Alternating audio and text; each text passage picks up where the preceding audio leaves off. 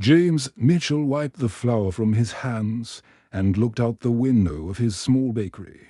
The morning sun painted golden stripes across the wooden shelves that had once been filled with fresh bread, warm croissants, and his famous apple turnovers. Now those same shelves sat mostly empty, like sad reminders of better days. For 15 wonderful years, Mitchell's fresh bread had been the heart of little Thornbury village.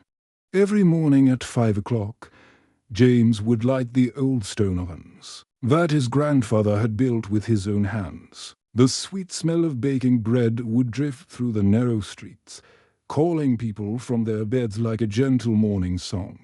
The villagers loved coming to his shop. Mrs. Dorothy would arrive at 7 sharp every Tuesday for her weekly loaf of brown bread. Young Peter and his sister would press their noses against the glass case, choosing between chocolate chip cookies and jam tarts with their pocket money. Even grumpy old Mr. Thompson would smile when he smelled James's cinnamon rolls warming in the oven. James remembered those days with a heavy heart. His bakery had been more than just a shop. It was where neighbors met to share village news, where children learned that the best treats came from patience and care, where love was baked into every loaf. But everything started changing 2 years ago when the big supermarket chain built their massive store just outside the village. At first, James thought nothing would change. His bread was fresh, made with local ingredients, and filled with the kind of care that machines could never provide. Slowly, though, customers began disappearing. The supermarket sold bread for half the price, even though it tasted like cardboard and stayed fresh for weeks with strange chemicals. People had to drive there anyway for their weekly shopping, so they started buying everything in one place. James tried everything he could think of. He lowered his prices until he barely made any profit. He stayed open longer hours, hoping to catch people on their way home from work. He even tried making fancy new recipes he found in cooking magazines. Nothing worked. Emma, his wife of 25 years, worked beside him every day.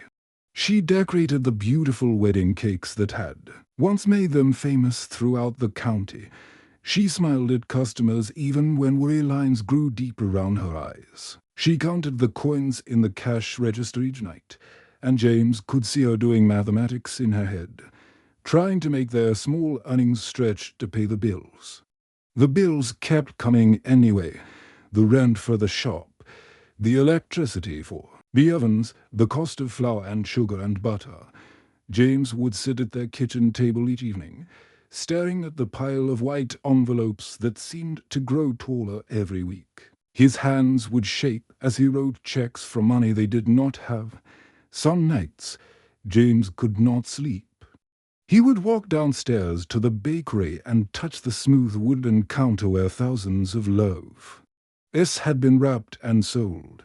The oven stood cold and silent in the darkness. He felt like he was watching his life's work die a slow, painful death. The worst part was seeing the disappointment in people's eyes when old customers did come in.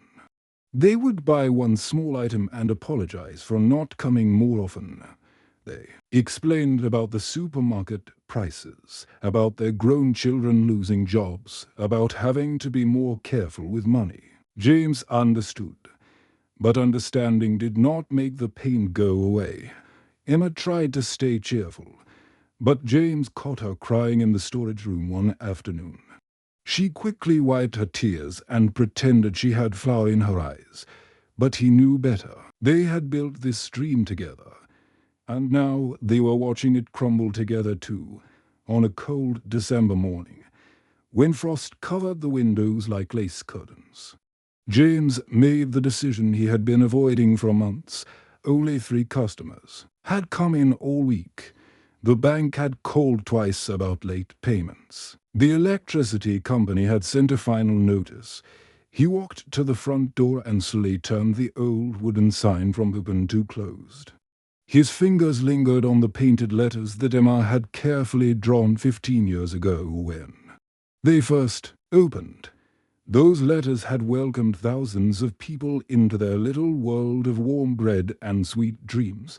Emma found him standing there, his shoulders shaking with silent tears. She took his flour-covered hands in hers and held them tight. Her own tears fell onto the counter where they had shared so many happy mornings. "What will we do now?" she whispered, her voice barely audible above the ticking of the old clock on the wall. James looked round at the empty bakery that had been their whole world. The recipe cards his grandmother had given him still hung on the wall, the mixer that had kneaded thousands of loaves sat silent in the corner. At 52 years old, he felt older than the ancient ovens, more tired than he had ever imagined possible. That night, James sat alone in their small kitchen above the shop. Emma had gone to bed early. Exhausted by sadness, he opened his collection of recipe books, pages yellowed with age and spotted with years of loving use. Each recipe told a story of celebration, of comfort, of the simple joy that comes from feeding people you care about. But now those recipes felt like letters from a life that no longer existed. James felt like a failure, a man who could not protect the dream that had sustained his family for so many years. The village that had once celebrated his bread now seemed to have forgotten he ever existed. The winter after closing the bakery was the longest of James Mitchell's life. Snow fell heavy and thick outside their small apartment above what used to be his shop. The empty bakery downstairs felt like a ghost haunting their home. Every morning, James would wake up and for just a moment forget that his old life was gone. Then reality would crash over him like cold water. James spent his mornings at the small wooden desk in their bedroom, writing letter after letter to restaurants and cafes in the nearby towns. His handwriting, once confident from years of writing orders and receipts, now looked shaky and unsure.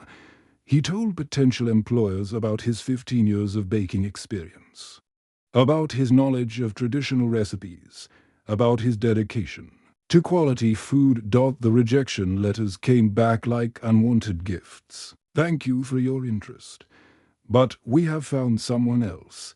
We are looking for someone with more modern experience. The position has been filled."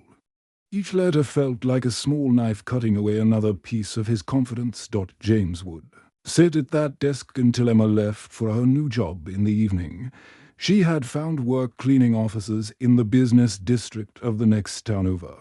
The job started at 8 at night and finished at 4 in the morning. Emma had never worked outside their bakery before, but she learned quickly how to mop floors, empty trash bins, and scrub bathrooms until they sparkled. When Emma came home in the early morning hours, her hands would be red and cracked from cleaning chemicals. Her back ached from bending over desks and reaching into corners. But she never complained, not even once. She would kiss James on the forehead and whisper that everything would be okay. Even though her eyes looked tired and worried, James felt a shame so deep it made his chest hurt. His wife, who had spent 25 years creating beautiful wedding cakes and serving customers with a warm smile, was now scrubbing other people's toilets because he had failed to keep their business alive. He watched her count the small amount of money she earned each week, dividing it carefully between rent, electricity, and food. Their savings account, which had once held enough money for a comfortable retirement, shrank like ice melting in spring. First, they used it to pay the final bills from the bakery. Then it went to rent and utilities.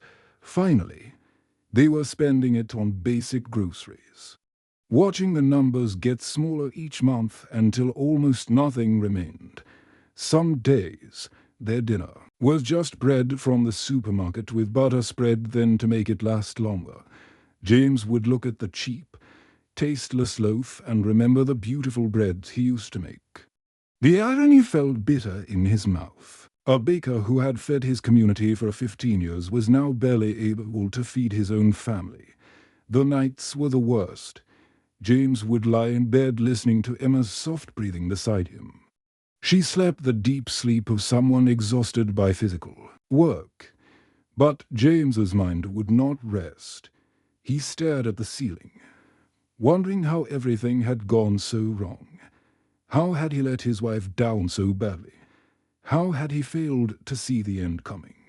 What kind of man could not protect his family's future? Walking through the village became a painful experience. James had lived in Little Thornbury his whole life. He knew every street, every house, every family. But now everything felt different. Old friends would see him coming and suddenly find something very interesting to look at in shop windows. They would cross to the other side of the street, pretending they had not seen him. James understood their discomfort. Nobody knew what to say to someone whose life had fallen apart so publicly. In a small village, everyone knew everyone else's business. They all knew about the bakery closing, about Emma's night job, about the Mitchell family's struggle. Their awkwardness was probably meant to be kind, but it made James feel invisible, like he was already a ghost walking through his own life. The children were different too. Kids who used to run to his bakery window, pressing their noses against the glass to see the fresh cookies cooling on racks, now looked at him with curious but distant eyes. They had been taught not to stare, but James could feel their questions. They remembered the cookies and cakes, but they could not understand why the nice baker man looked so sad now. One cold February evening, as James sat at the kitchen table, looking at another rejection letter, he heard a soft knock at their door. When he opened it, he found young Tom Harris standing on the doorstep. Tom was 10 years old, with messy brown hair and freckles across his nose. He had been one of James's favorite customers. Always polite and always excited about trying new treats. Tom looked up at James with serious eyes that seemed too old for his young face. He shifted his weight from one foot to the other, clearly nervous about what he wanted to say. "Mr. Mitchell," Tom said quietly, his voice barely above a whisper, "I miss your chocolate chip cookies. Mom buys them from the supermarket now, but they don't taste like home. They taste like nothing." The boy stood there for a moment longer, as if he wanted to say more but could not find the words. Then he turned and ran back down the street toward his house, leaving James standing in the doorway with tears beginning to form in his eyes. After Tom left, James closed the door and sat down heavily in his chair. For the first time since closing the bakery, he cried. Not the quiet tears he had shed that last morning, but deep, painful sobs that seemed to come from somewhere very deep inside him. He realized that he had lost more than just a business and more than just money. He had lost his purpose, his place in the community, his identity as someone who brought joy to other people's lives. The February snow fell softly on Little Thornbury village, covering the empty streets in a blanket of white silence. James Mitchell pulled his old coat tight around his shoulders as he walked through the quiet morning. He had nowhere special to go, but staying in the apartment above his closed bakery felt like being trapped in a museum of his own failure. These morning walks had become his routine since losing his job. Applications had stopped coming. Back with any hope, Emma was sleeping. After her long night of cleaning offices, James did not want to wake her with his restless movements round their small home. So he walked, sometimes for hours, through the village that had once felt like home but now felt like a place where he no longer belonged. As he passed the old community center on Maple Street, James heard something that stopped him in his tracks. Children were laughing inside the brick building. The sound was bright and warm, cutting through the cold morning air like sunshine breaking through clouds. James had not heard children laugh with such pure joy in months, and the music of it made his heart ache with memory. He moved closer to the tall windows and peered inside. Through the glass, he could see a dozen children sitting round mismatched tables in the main hall. They ranged in age from about 6 to 12 years old, all talking and giggling as they waited for something. At the front of the room, Mrs. Rose Williams was struggling with a large tray of sandwiches. James knew Mrs. Williams well. She had been the director of the community center for nearly 20 years, and she had bought birthday cakes from his bakery for countless children's parties. She was a kind woman with silver hair and patient eyes. But right now she looked overwhelmed and frustrated as James watched. Mrs. Williams tried to balance the heavy tray while opening packets of crisps with her other hand.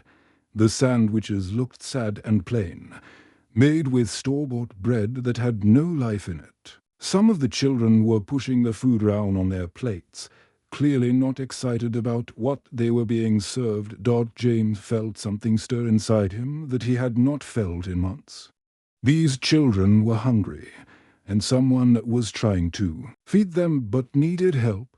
Before he could talk himself out of it, James walked to the front door and knocked gently. Mrs. Williams looked up from her struggling with the sandwich tray, and her face showed surprise when she saw James through the glass door. She quickly set down the tray and hurried to let him in. "James," she said, her voice filled with genuine warmth, "what brings you here on this snowy morning?" James felt his cheeks grow warm with embarrassment. He had not spoken to many people in the village since closing his bakery, and he was not sure how to explain why he was standing at her door. "I was walking by," he said nervously, his hands fidgeting with the buttons on his coat, "and I heard the children. I saw through the window that you were serving food, and I was wondering if you might need some help. I'm not working right now, and I have some time on my hands." Mrs. Williams' entire face lit up like someone had turned on a lamp behind her eyes. She clasped her hands together and looked at James as if he had just offered her the most precious gift in the world. "Oh, James," she said, her voice almost breathless with relief, "that would be absolutely wonderful. These children come here every day after school because their parents work late shifts or have two jobs. We try our best to give them a warm meal and a safe place to do their homework. But I have to admit, I'm not much of a cook.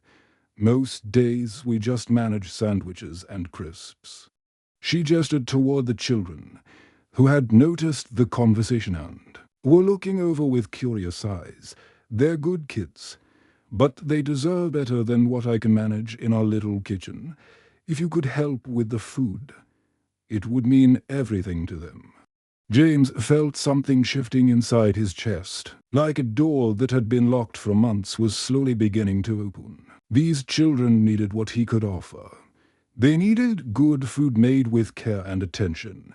The next day, James arrived at the community center with a cardboard box containing his old mixing bowls, measuring, empty cups, and some basic ingredients he had bought with the last few pounds in his wallet.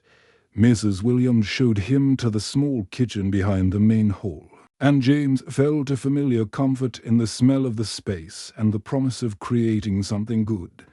When the children arrived from school that afternoon, James had them gather round the large table in the main hall.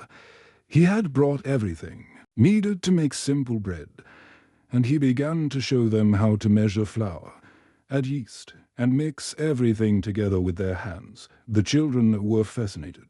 8-year-old Lucy Bell, a small girl with pigtails and a gap-toothed smile, was particularly excited. She rolled up her sleeves and dove into the dough with enthusiasm, getting flour on her nose and giggling as she worked. "The dough feels funny," said 9-year-old Marcus, making a face as he squeezed the mixture between his fingers. "It's all sticky and weird. That's exactly how it should feel." James explained patiently. "The stickiness means the ingredients are coming together. Soon it will become smooth and elastic, like magic, as the children kneaded their individual portions of dough. Their eyes sparkled with wonder at the transformation happening under their small hands. They asked questions about why the bread needed to rise, how yeast worked, and whether they could add different ingredients to make their loaves special. When Lucy Bell's bread came out of the oven golden brown and smelling like heaven, she looked up at James with shining eyes and said, "Mr. Mitchell, this is the best bread I've ever made. It smells like happiness." For the first time in months, James smiled a real smile that reached all the way to his eyes. He felt something stirring in his chest that he thought was lost forever. It was joy, pure and simple. The kind that comes from watching children discover something wonderful. That evening, when Emma came home from her cleaning job, she took one look at James and stopped in the doorway. "You look different," she said, studying his face carefully. "Your eyes are bright again. What happened today?" James told her about the community center, about the children and their eager faces, about the simple pleasure of teaching them to make bread with their own hands. As he spoke, he realized that maybe his purpose wasn't gone forever. Maybe it had just found a new home. News traveled fast in little Thornberry Village, the way it always did in small places where everyone knew everyone else's business. Within a week of James starting his bread lessons at the community center, people were talking about the wonderful smell coming from the old brick building and the sound of children laughing as they learned to bake. Helen Clark was the first mother to approach James. She had twin boys, Michael and David, who were always getting into trouble after school because they had too much energy and not enough to do. Helen worked at the village post office and often worried about her sons walking around the streets with nothing productive to occupy their time. "Mr. Mitchell," she said one afternoon she picked up her boys from the center, "would it be possible for Michael and David to join your baking classes? They come home covered in flour and talking about bread like it's the most exciting thing in the world." Soon after Helen, Susan Brown approached James with a similar request. Susan was a single mother who worked 2 jobs to support her daughter Sarah and son William. She often felt guilty that she could not spend more time teaching her children important life skills like cooking and baking. "My children have never shown interest in helping in the kitchen before," Susan explained to James. "But Sarah came home yesterday and tried to make bread by herself. She made a terrible mess, but she was so proud of what she had learned from you." James felt a warm glow spreading through his chest as more parents asked about the baking classes. He decided to start proper afternoon sessions every Tuesday and Thursday.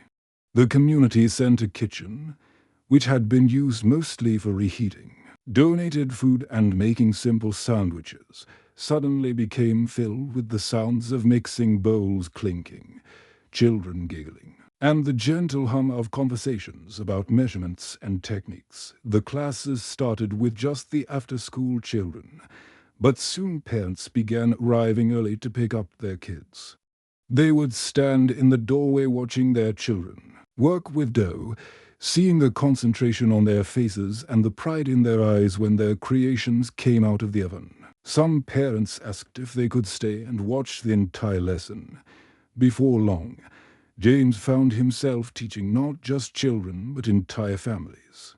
Mothers who had never baked anything more complicated than cookies from a box were learning to make proper bread from scratch. Fathers who usually left all the cooking to their wives discovered they enjoyed the peaceful rhythm of kneading dough. One of the most regular attendees was old Mr. Robert Green, a gentleman in his 70s who lived alone in a small cottage on the edge of the village.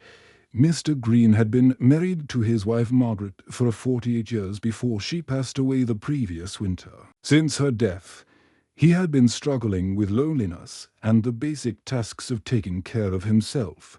The first time Mr. Green came to a baking class, He stood at the back of the room looking uncertain and out of place among all the families. James noticed him right away and made sure to include him in every explanation and demonstration. "I never learned to cook," Mr. Green admitted shyly to James after his third class. His weathered hands still dusted with flour from making his first successful loaf of bread.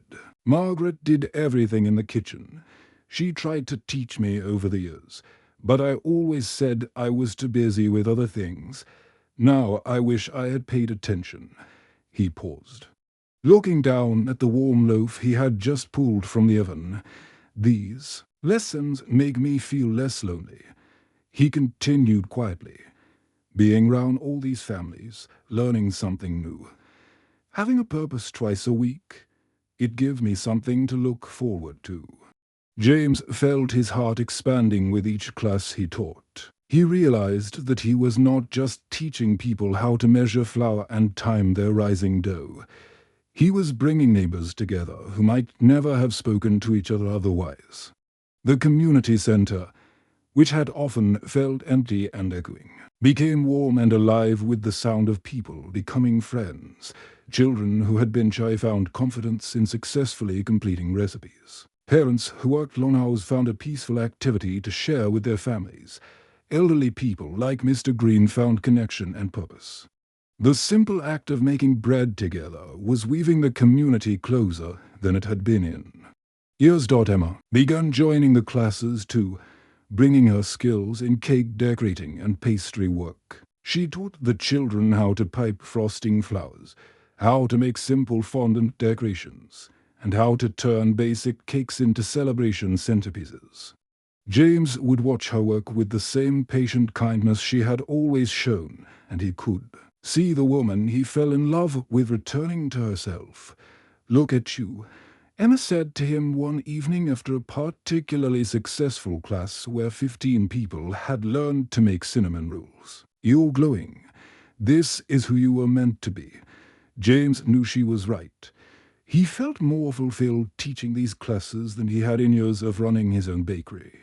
The joy was different, but deeper. Instead of serving customers who paid and left, he was building relationships and teaching skills that people would use for the rest of their lives. One evening in late March, as James was cleaning up after a class where they had made Easter hot cross buns, Mrs. Williams asked him to stay behind for a private conversation. "James," she said, her voice excited but trying to stay calm, "I had a meeting with the village council yesterday. They are incredibly impressed with what you've accomplished here. The community center has never been so active and well used." She paused, watching his face carefully. "They want to fund a proper community kitchen program. Not just the occasional class, but a real ongoing initiative with proper equipment, regular schedules, and maybe even programs for people who need help with basic nutrition and cooking skills." Mrs. Williams took a deep breath. "They want to know if you would consider running it officially. It would come with a small salary, enough to help you and Emma get back on your feet." James felt tears of gratitude filling his eyes. This opportunity was not the same as having his own bakery. But somehow it felt even better. It was a chance to serve his community in a way that truly mattered, to make a difference in people's lives beyond just selling them food.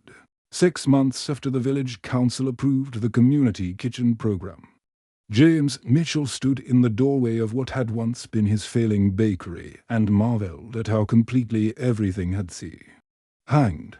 The space that had once felt like a tomb of broken dreams now buzzed with life and laughter from morning until evening. The Mitchell Community Kitchen had become the beating heart of Little Thornberry Village.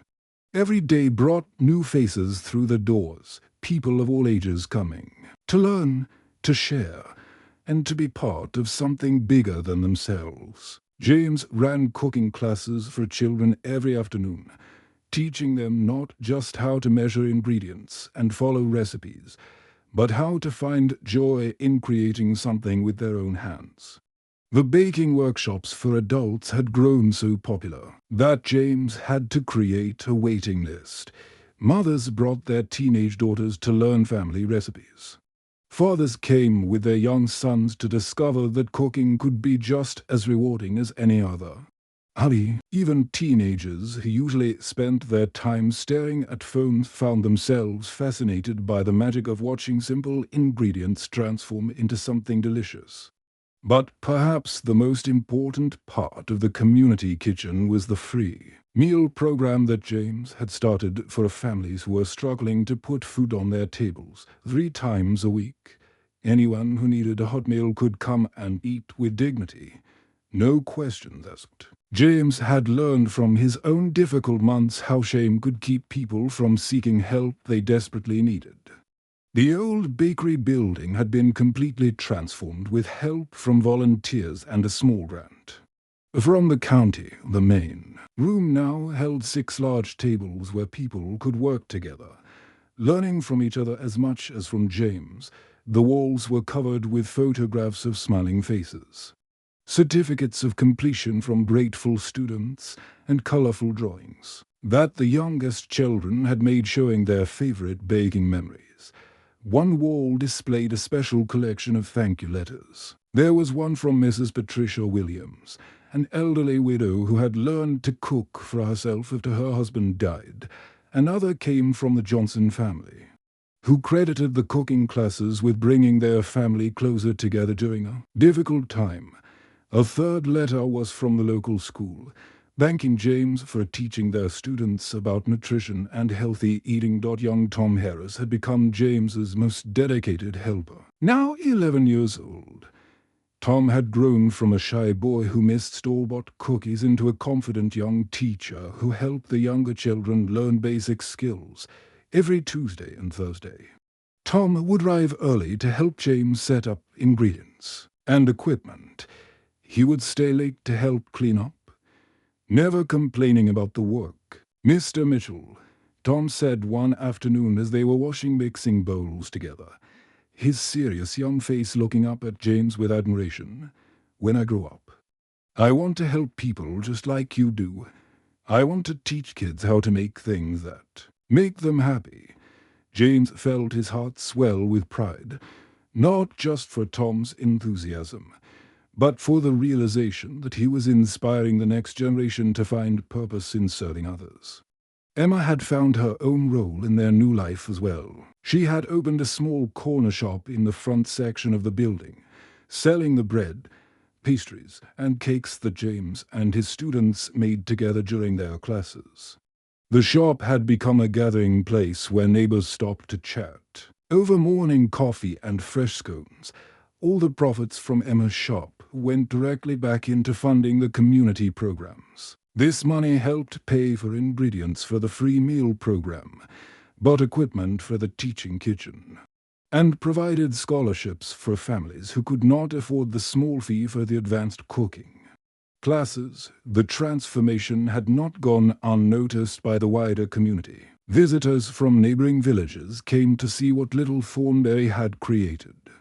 A reporter from the county newspaper had written a story about the community kitchen that brought even more attention now and support on a warm September evening, exactly 1 year after James had first volunteered to help at the old community center.